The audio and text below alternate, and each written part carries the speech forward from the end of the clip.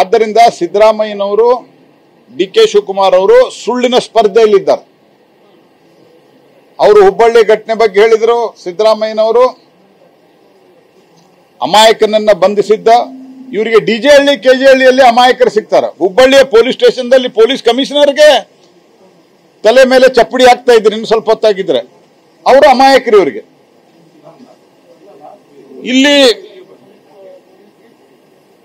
ಈತ ಯಾವುದೇ ಎಲ್ಲಾ ಕೇಸುಗಳಲ್ಲಿ ನಿಕಾಲೆಯಾಗಿ ಖುಲಾಸೆಯಾಗಿ ಒಂದು ಆಟೋ ಓಡಿಸ್ತಾ ಇದ್ದಾನೆ, ಅವನ್ನ ಅರೆಸ್ಟ್ ಮಾಡ್ತಾರೆ. ಅದ್ರ ಬಗ್ಗೆ ಸುಳ್ಳು ಹೇಳ್ತಾರೆ. 16 ಕೇಸ್ ಪೆಂಡಿಂಗ್ ಇವೆ ಅಂತ. ಇಲ್ಲಿ ಡಿ.ಕೆ. ಶಿವಕುಮಾರ್ ಅಕ್ಷತೆ ನಮ್ಮ ಅಕ್ಕೆಯಿಂದ ಮಾಡಿದ್ದಂತ ಹೇಳ್ತಾರೆ. ಅಂದ್ರೆ ಸುಳ್ಳಿನ ಪರಸ್ಪರ ಸುಳ್ಳು ಹೇಳ್ತಾರ, ಅದರ ಕಾಂಪಿಟೇಷನ್ ನಡೆದು.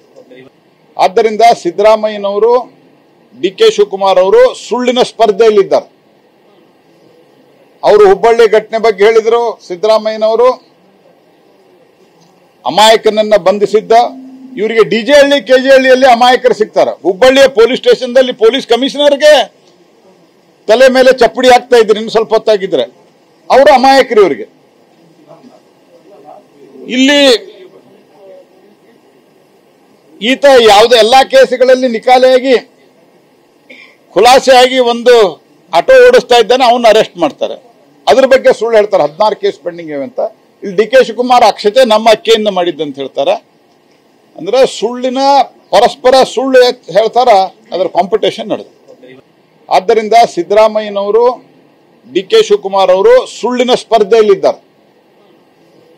ಅವರು ಹುಬ್ಬಳ್ಳಿ ಘಟನೆ ಬಗ್ಗೆ ಹೇಳಿದರು. ಸಿದ್ದರಾಮಯ್ಯನವರು